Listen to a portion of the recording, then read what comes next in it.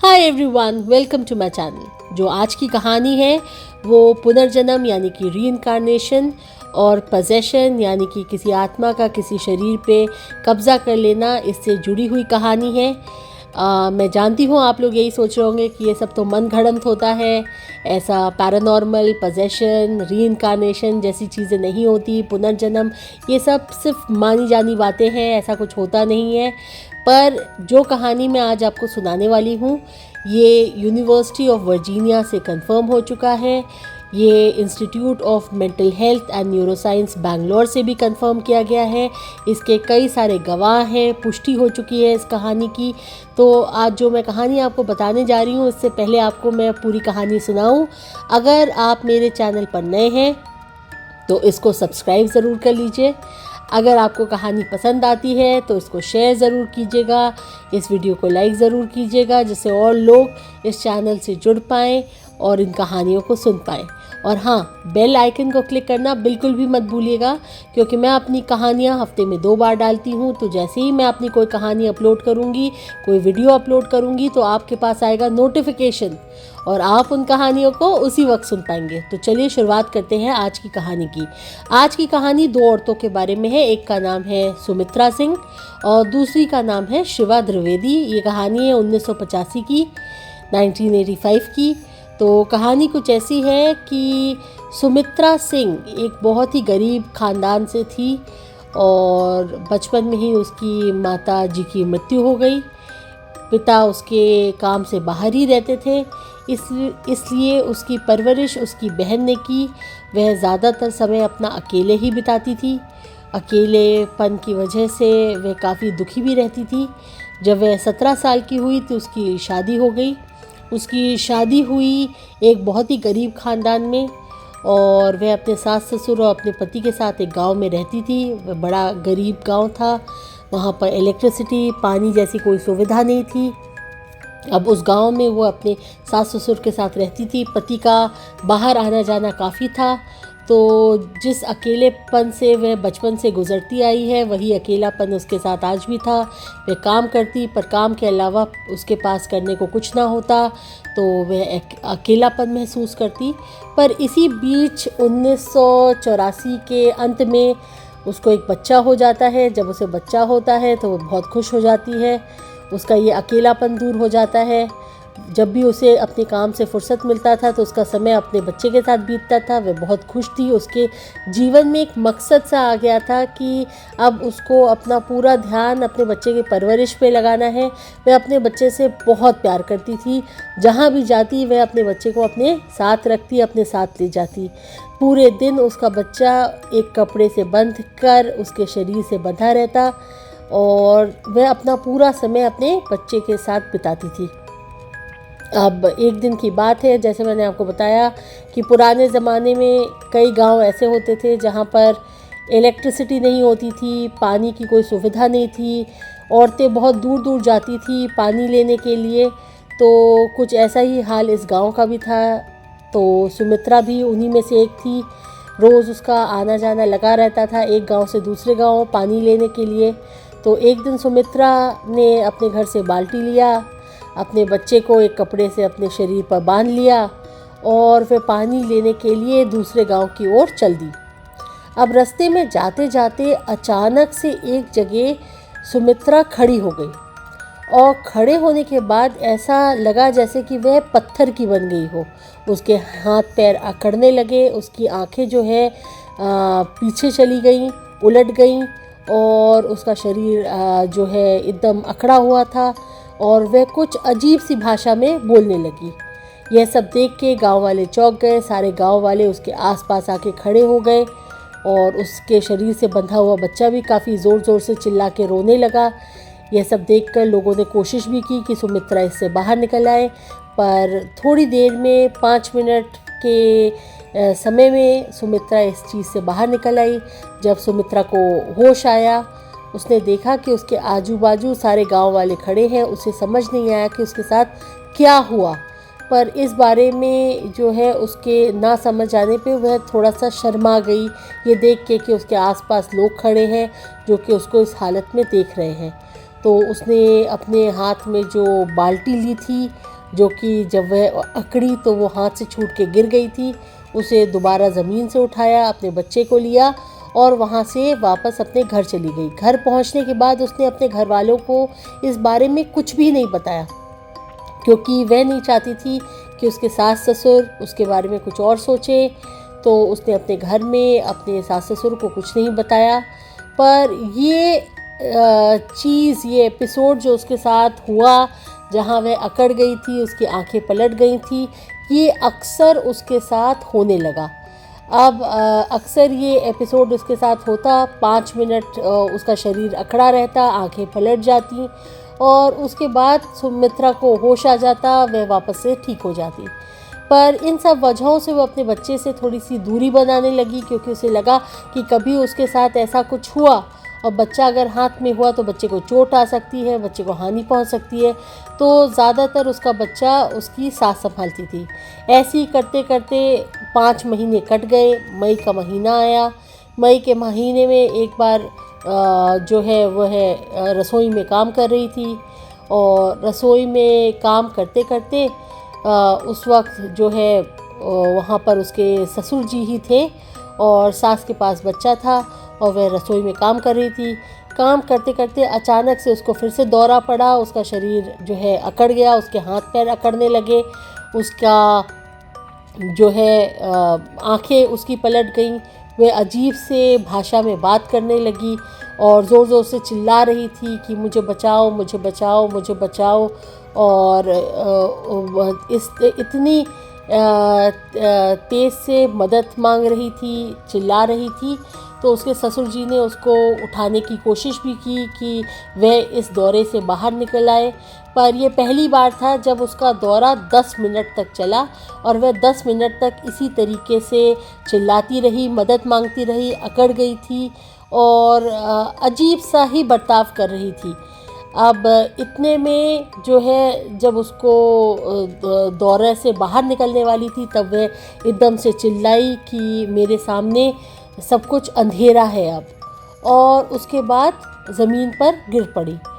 उसके बाद जब उसको होश आया तो ये सब देख के उसके सास ससुर काफ़ी परेशान हो गए थे और उन्होंने एक चिट्ठी लिख के अपने बेटे को वापस बुला लिया और कहा कि तुम अपनी पत्नी को देखो, तुम्हारी पत्नी को ऐसे दौरे पड़ रहे हैं और बच्चे को कौन संभालेगा, पत्नी को कौन संभालेगा। ये सब कहकर अपने बेटे को उन्होंने वापस बुलाया।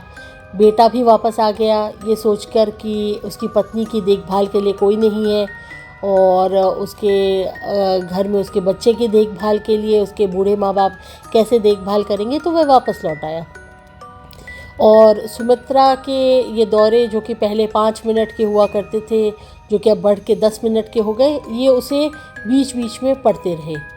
अब इसी तरीके से आया 16 जुलाई को एक बार फिर से सुमित्रा को घर पे ही ये दौरा पड़ा और इस दौरे के दौरान वो जो है वैसी ही अकड़ गई, उसकी आंखें पलट गईं और उसने अलग भाषा में बात करनी शुरू कर दी। इसी अलग भाषा में बात करते करते उसने कहा कि मेरी मृत्यु 3 दिन के अंदर हो जाएगी। और उसके बाद वह इस दौरे से 10 मिनट के बाद बाहर निकल आई और इसे सुन के जो है सब लोग काफ़ी डर गए। उसके पति, उसके ससुराल वाले सब काफ़ी डर गए और उन्होंने सुमित्रा को भी बताया कि उसने ऐसा ऐसा बोला था। सुमित्रा भी इसको लेके काफ़ी चिंतित हो गई, काफ़ी चौंक गई, काफ़ी डर गई। और इस तरीके से 19 जुलाई आई जब उसने ये बोला था कि मेरी मृत्यु हो जाएगी। वह दिन आ गया 19 जुलाई का। तो सब लोग डरे हुए थे, सुमित्रा भी डरी थी। तो वो कोशिश कर रही थी कि ऐसा कोई भी काम ना करे जिससे से उसकी मृत्यु हो, एक्सीडेंट हो, किसी तरह का कोई उसे परेशानी हो। तो उस दिन ना वह रसोई में काम करने गई, खाना भी उसकी सास ने बनाया, ना वह मतलब अपने घर में ही ना इधर उधर ज़्यादा कर रही थी, एक जगह चुप से बैठी हुई थी और किसी भी तरह का ऐसा कोई काम नहीं कर रही थी जिससे उसको चोट पहुँचे, हानि पहुँचे। इसी तरीके से उसका समय बीतता गया और दोपहर का समय आ गया। तो दोपहर तक सब लोगों के मन में एक शांति सी हो गई कि हो सकता है कि सुमित्रा ने उस दौरे के दौरान ऐसे ही ये बात बोल दी हो और ऐसा कुछ ना हो। तो सुमित्रा भी थोड़ा आराम में आ गई और उसके घर में भी सब लोग थोड़ा सा आराम में थे कि शायद ये बात बोल दी पर ऐसा कुछ नहीं होगा।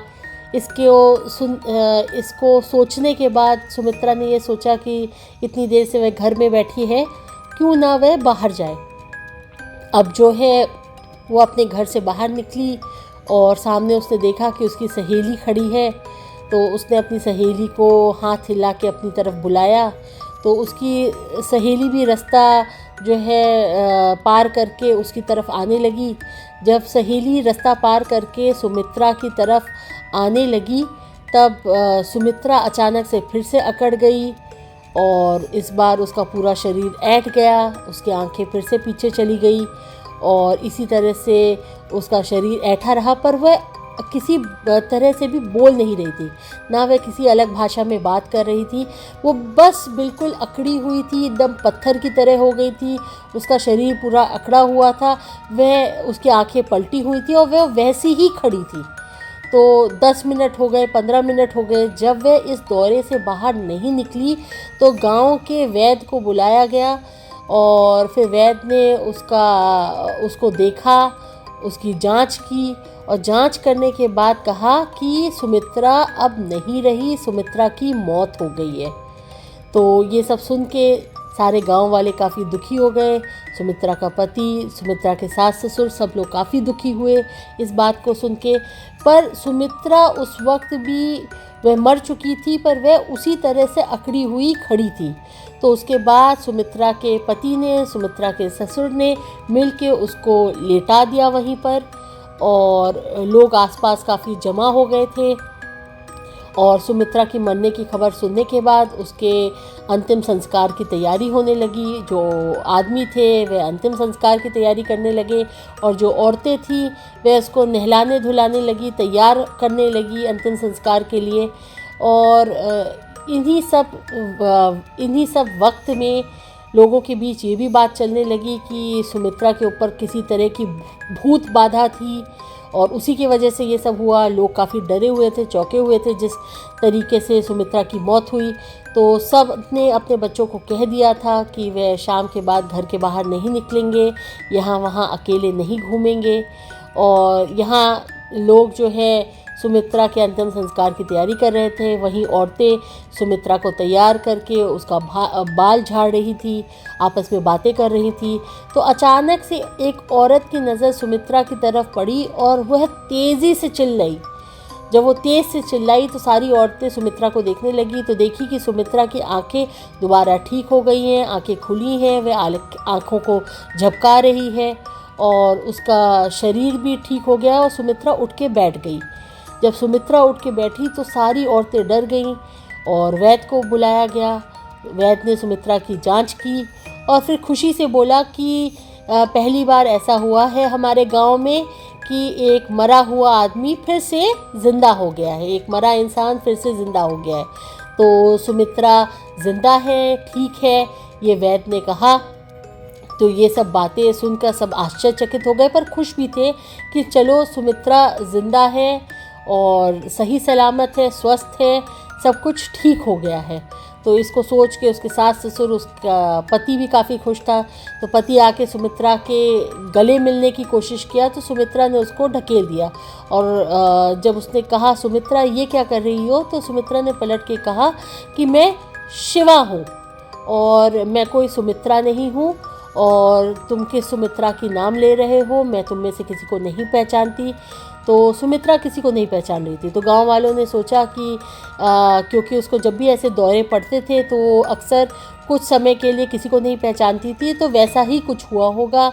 और वैद्य ने भी बोला कि उसको कुछ समय दो, वो इतने बड़ी चीज़ से गुजरी है, उसको थोड़े समय में सबको पहचानने लगेगी। तो 1 दिन बीता, 2 दिन बीता, पर सुमित्रा ना अपने पति को पहचान रही थी, ना वह अपने सास ससुर को पहचान रही थी, ना वह उस बच्चे को पहचान रही थी जिससे वह सबसे ज़्यादा प्यार करती थी, ना वह उस बच्चे को पहचान रही थी। और वह बार बार यही कहती कि मैं सुमित्रा नहीं हूँ, मैं शिवा हूँ। और उसकी हरकतें, उसका बर्ताव बदल गया था और वह किसी का भी झूठा खाना अगर रखा रहे तो उसको नहीं खाती थी। और वह पढ़े लिखे लोगों की तरह, शहरी लोगों की तरह बर्ताव कर रही थी और बार बार अपने आप को शिवा बुला रही थी। और ये सब देख के पहले तो, क्योंकि गांव वालों ने ये सोचा, सुमित्रा के पति ने ये सोचा कि हो सकता है कि सुमित्रा के साथ जो हुआ है उसके बाद उसकी मानसिक स्थिति ठीक ना हो। पर लोगों ने इस बारे में ज़्यादा ध्यान न दे के बस ये सोचा कि हमें कोशिश करनी है कि सुमित्रा अपने आप को नुकसान ना पहुंचाए और सुमित्रा यहाँ से कहीं भाग ना जाए, तो इसका ध्यान रखना है। बाकी सब ने उसे उसी हालत में छोड़ दिया। लोगों ने सोचा उसको किसी तरह की मानसिक क्षति पहुंची है।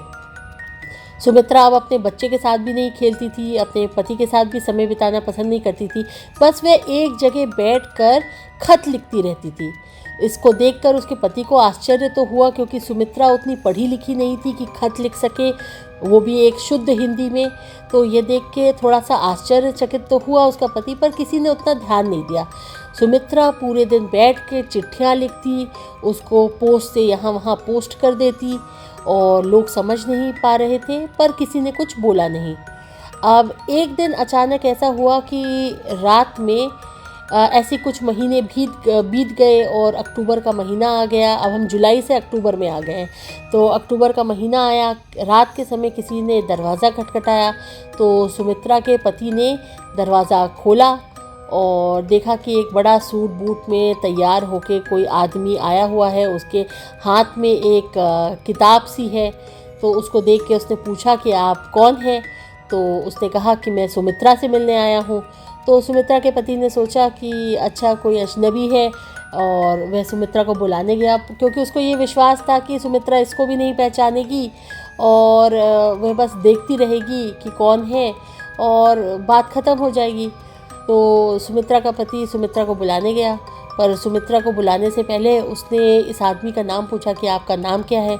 उसने बोला कि मेरा नाम रामसिया द्विवेदी है और आप सुमित्रा को ज़रा बुला दीजिए। तो सुमित्रा का पति सुमित्रा को बुलाने गया। सुमित्रा से उसने कहा कि कोई रामसिया द्विवेदी तुमसे मिलने आए हैं। सुमित्रा अचानक से नाम सुन के भागी और जाके रामसिया द्विवेदी के गले मिल गई और उसके कानों में कुछ कहा, जिसे सुन के रामसिया द्विवेदी एकदम चौंक से गए, पर ज़्यादा ध्यान नहीं दिया और वह अंदर आ गए।